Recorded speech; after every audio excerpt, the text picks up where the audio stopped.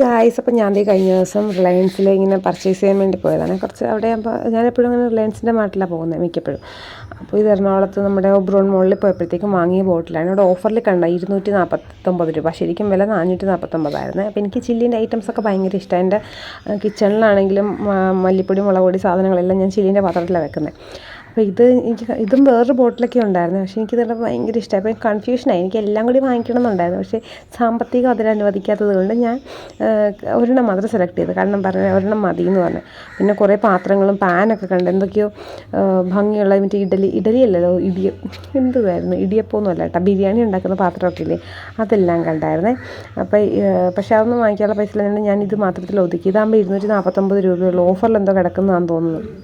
നല്ല ഭംഗിയും കൂടി ഉള്ളതുകൊണ്ട് ഇത് ഡൈനിങ് ടേബിളിൻ്റെ മുകളിൽ വയ്ക്കാം. പിന്നെ എനിക്ക് ഇത് നൊസ്റ്റ് പിടിച്ചു. നമ്മുടെ വാട്ടർ ബോട്ടിലില്ലേ പണ്ടത്തെ, എനിക്കത് കണ്ടപ്പോൾ അങ്ങനെ തോന്നി വാങ്ങിയതാണ്.